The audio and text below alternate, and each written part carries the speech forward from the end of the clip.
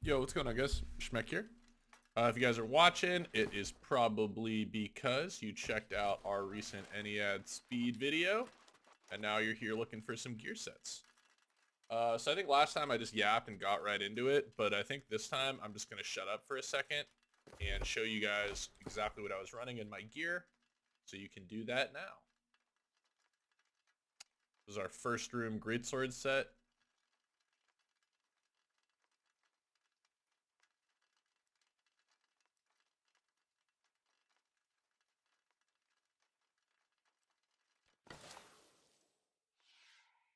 Case set.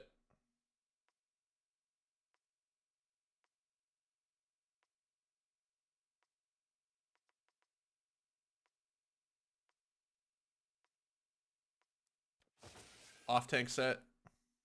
And if you guys want to see the stats, you can look in like the bottom left hand corner as well.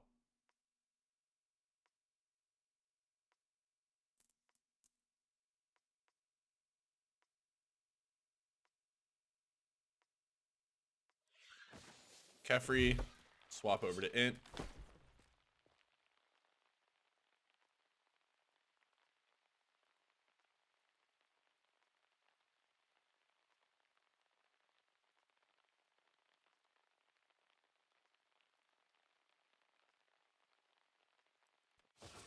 Corrupted section, we stay on int.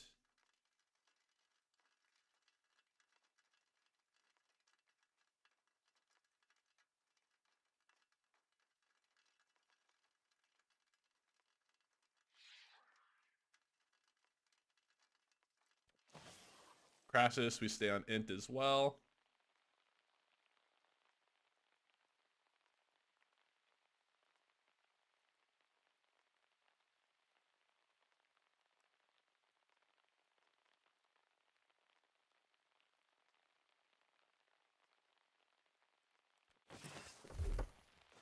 Final pool, we swap it back to strength.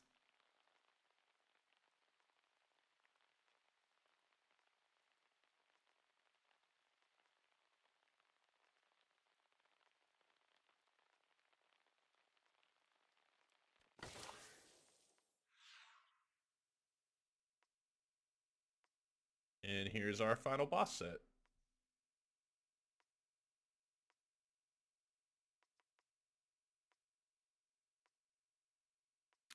All right, so that's it for the gear. And now if you actually want to hang around and listen to me talk for a little bit, I'll be doing that. So I guess first room, I know there's been a little bit of like a debate on the medium versus light armor, specifically with something like greatsword. Um, my thought process has really been that like you take so much damage in light to the point where you can't even eat like 2 explosions and fire on the ground is hitting you for 6k. So the current like take is basically if I can run medium and I can basically hold left click and heavy the whole time, that's probably just going to be better than light, right? So it seems pretty straightforward in that regard.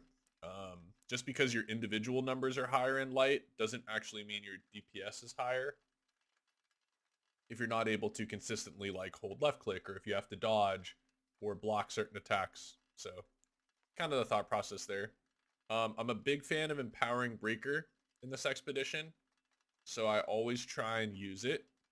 And you'll see that I have it on my greatsword sets. I think for the first pool and the last pool, they're very, very good. And then unfortunately, like you guys see, I have to use some older int pieces, but it just is what it is when you're running greatsword, unfortunately. With the new Crescent Wave setup, I really think hitting 200 int is very, very strong. And as a result, you don't really have any alternative. So I think if we see Crescent Wave actually sticking around in the meta, I'll probably end up crafting some stuff. But as of right now, we just don't really know. You will see also Runeglass 1 armor piece. The only reason for that is that I really wanted to like min-max my protections as much as possible. And we just threw one of the electrified rune glasses in here for a little bit of extra lightning damage. But you'll see the main reason I did that is because it puts me perfectly at 50% fire. And I wanted to be exactly 50% fire. You also notice that in terms of like some of the stuff that I use, Like these grip pots are like really, really strong, I think. I was using these for most pools with Greatsword, and it basically just guarantees your perma left clicking. The only thing that I'd really want to change in this build is I really want to use Ellie Band, because I really feel like I'm trolling not using Elemental Band. But leeching on Greatsword is like pretty good because it'll proc on a wave or a heavy, which means I'm getting like 700 to 1,000 HP back every single hit, which is really good. And due to the difficulty, I opted for just a little bit more survivability with leeching than trying to optimize damage. And watching VODs back, I kind of felt like I was in power cap the whole time anyways. I also have bloodletting on my Ellie Band right now, but if I didn't have bloodletting, I think I would have figured out a way to make Ellie Band work. But yeah. His set is pretty standard. You'll see that I really always rock wing leather shoes. I made an upgrade to Desperate Empower this week with Mechanic a few weeks ago, which I kind of think is optimal. It's just kind of nice. If you ever stam yourself, you don't actually lose as much haste as you normally would. Shirking Energy, and then we got the Fort Toast and Nimble, like always, and Alacrity on the Ami. Off-tank set, we were talking a little bit about this. So of course we got Vital Synergy on here, Accelerated Resolve. I had 1 Lightning Harnessing, and then unfortunately I have to use some lower gear score pieces just to hit the con that I want to hit. So, is what it is, you know, but not the end of the world. I could have also min-maxed this set a little bit more for damage, but you guys will see, like, with the skill tree and whatnot, we really just opted for, like, a full safety build. And the main reason behind this is that most of the time we were really time-gated by the tank skip and not actually killing the mobs. And then Power Stone and Shield Rush and Vines is insanely good because I'm doing, like, 60% weaken to the big bird immediately so that he won't one-shot anybody in the group. So, again, we opted for a little bit more. This is my off-tank set. We just do a lot of strike, a lot of fire. But this set might potentially change if we see something change with the tank skip. So, I think that's to be cooked on, but yeah. For Kefri, we swap over to Intelligence. And then this will kind of be my standard setup. I have 1 Ruby, just so I don't get double shot by a chain, which actually came back to bite me at one point, which sucks. I'm really loving these Gold Curse weapons. I've been rolling a ton of them to get, like, basically a 725 stat weapon. That's all we care about. I just care at 725 with the stats. Standard finisher. Protection is irrelevant, you know, so I just used whatever I could for a Carnelian. Standard Ellie Band, and then random Dex Focus Earring that I have. So yeah, a lot of cards in this set, of course, and then you guys should have seen that, like, going into the Beetle, I'm basically the one doing the taunt like this, and then just kind of opening with a heavy. Corrupted Section doesn't matter very much. I just stayed on Intelligence here. I could have made my set better, I think, if I went into Strength and swap Magnify. But sometimes I was really late getting out of combat going into Crassus, so I just didn't want to take any risks with messing up something for slight optimization. So we stayed with Int. And I thought it would be fun to test out 150 Int Greatsword, you know? Maybe give it an idea, see what it looks like. This set is, of course, really rough, because if I go this route, I basically just have to have no Magnify gear and full Strength gear. But as I kind of said earlier, the Lucius pool, as you guys see, he dies, like, insanely fast. I think sometimes I only get, like, 1 or 2 Greatsword heavies off before he even dies. So, kind of is what it is. It still felt to me like doing this was better than Rapier when I was comparing the two. And then I guess the only real, like, tech here, right, is Lucius can block a lot of the fire hit, or a lot of projectile attacks. So just so we have 0 risk, we just orb Lucius to proc the fire off of him, and then help with some aggro strat that we're doing. So that's the big thing.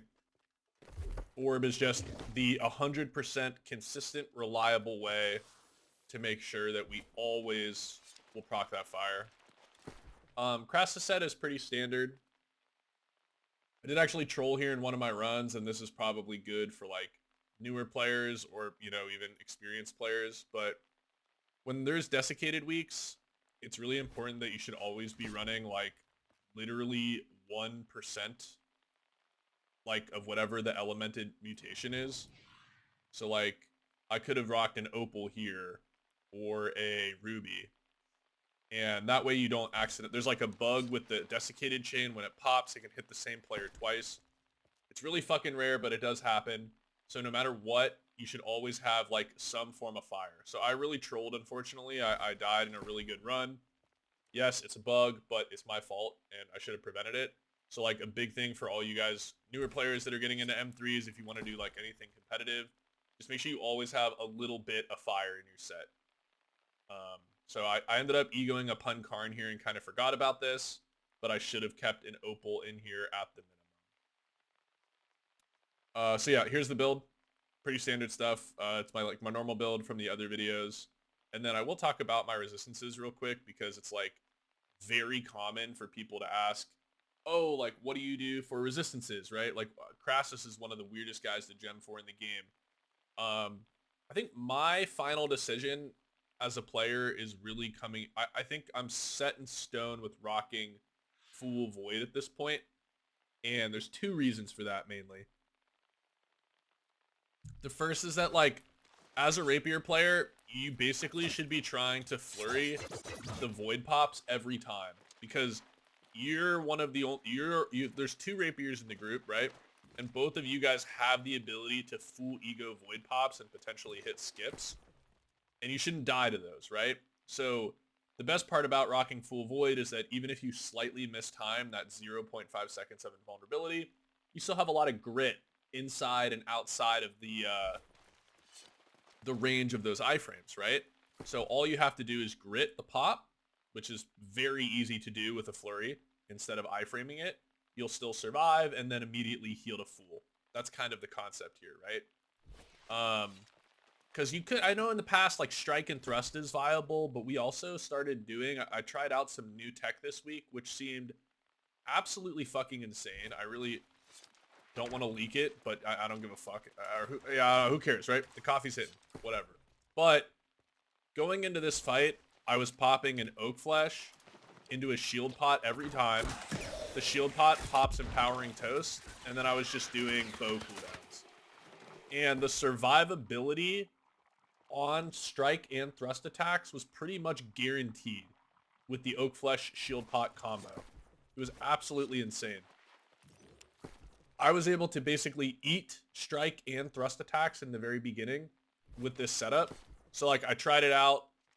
I think the whole group ended up using it, and it felt really good. But I think regardless of whether or not I would ever use these consumables again, I still am a believer that rapiers specifically should be on full void, basically. Because you have to ego the pop. If you're sitting there like, I mean, you guys might see that sometimes I'll repost it, and that's mainly due to a cooldown issue. I think that I'll get my flurry up in time, and I just don't trust it. So I'm flurrying earlier to still apply the bleed and do damage, and then it's like, okay, CDR is a little wonky, I'm just going to opt for the repost. And again, the repost is kind of okay for me because I do a little bit of rend as well. But yeah. If you guys got more questions on that, you know, feel free to let me know. And then final pool. So I might make a video about this, but here, we can show this again, right? But I'm sure you guys saw Old Crown in the first room, and that was really for extra protection because Old Crown is so good with the extra enchanted ward, hitting 50% fire perfectly. You're a little tankier and you have a more optimal armor weight setup. But what I decided to do is try out the Azoth conductors for the final pool. And I do think the Azoth conductors are actually a little bit better. But I'm not 100% sure on that. And then the only other thing we tried is, you know, just the Dune Tagma for an extra keen. That's about it. Again, just a random gold cursed hatchet. This one took me a while to get if you were on stream. I think this took me like 12 tries or so to get. Pretty rough, but we got it. And then everything else is very solid. I guess the only tech here really is that I like really using slash protection for the final pool. This is the only time I really use slash. And that is mainly for the back hits of the mini Onpu. So Onpu will do like a swing, right? Like one of these, and then his little fist will spin around his back and hit you, and that's slash. So I like a slash Amy for there, basically. And then, yeah. Final boss set, I was really happy that the stats lined up here. I basically have to hit 300 decks doing this taunt swap stuff on final boss. But yeah, this looked really nice the way stats lined up. And again, we'll show you what I was using. I went Old Crown for extra protection, and then we did the Strike Ami, and this was specifically because the first guy that we fight, Onpu, he doesn't do any strike attacks that I care about really. Generally, you might do a slash Ami for him if you want to min-max protections. But or the other guy on the other hand, Haru, I think, he has some pretty hefty strike attacks. And since I'm off-tanking him and egoing stuff, like you see with Old Crown, I got 23 strike here. So I opted for a ton of strike just for safety. And then, of course, we had to hit 4 refreshing, so we have the Fort Perf here. I put the Bleeding Sweep here. And then I just used a pair of old Azoth Crystal Shoes for Leeching Flurry. Obviously, I'm not flurrying much, but I basically wanted the guarantee of having A, invulnerability, and B, extra lifesteal if I felt like I ever needed it. That was the big thing. So I was very willing to sacrifice a few stat points as well as an extra health for the ability to get iframes and, you know, could save your life sometimes, so we just prioritized utility over a little health here. Standard Hoplite Spear, still very good with the KJ. And then everything else is pretty standard, I think. I'd say that the only tech here that we were able to do differently, and this is because, like, as the flex, I was Spear for Final Boss. Normally, the Spear main is on Cyclone the whole expedition, but given that I was doing a bunch of off-tanking stuff, I don't always damage Haru as much, right? So it seemed to me like Sweep was actually better because then I have a lot of dots applied while I'm not actually hitting the boss. And then I also had some other tech where I really wanted to use Finisher for Kefri, and even though that's not really a big deal, I thought it would be fun to try out Dorgorts this week as well. So I don't know if Dorgorts is optimal, right? I do think that there was some pretty cool points in the VOD where, like, if we look at this back, Dorgorts all the time. Here, we'll turn this off right now. Dorgorts does chunk a little bit. Like, I'll pause it right here, right? But, you know, you can see that Dorgorts is hitting for, like, these are basically my dots, which I thought was really cool. So we have that Skewer Bleed, Bleeding Sweep, Keenly Jagged, and then 3 Dorgorts dots. So I was kind of like, okay, like, if I add the extra bleeds, but honestly, I don't know if this is worth it. Because you guys also have to consider that if I'm running Finisher, that the 3 bleeds that I have here are also going to be boosted slightly, and that needs to be taken into account. But again, you know, a little refreshing move on the Rapier. It's fun to try out new artifacts and see if they're ever viable. And when I was comparing actual, like, total damage and kill times, it didn't seem troll to use Dorgorts. It just might not be optimal. But hey, you know, that's one of the things the Flex does. You try things out, and then you see if they work or not. So I think we covered everything with the sets. If you guys have any questions on, like, Crescent's Wave stuff, I might make a video for it, so you can let me know in the comments below. And then real quick, I will just show you guys my skill trees.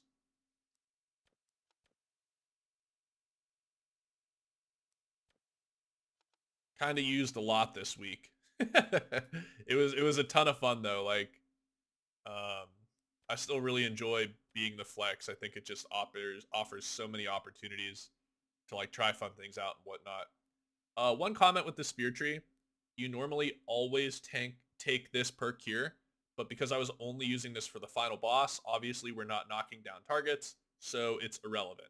But generally speaking, you should always take this, especially when you're using Sweep. Here's my Greatsword tree. I would say one of the big things for Greatsword DPS, there's kind of 2 things here. If you're using Rupture for clumping purposes, you should always take this. We didn't feel that we needed this week, so I didn't have to take it. And the other thing is that for newer Greatsword players or even experienced, bro, Perfect Vigilance and Wary Posture are fucking insane. Never ego these perks.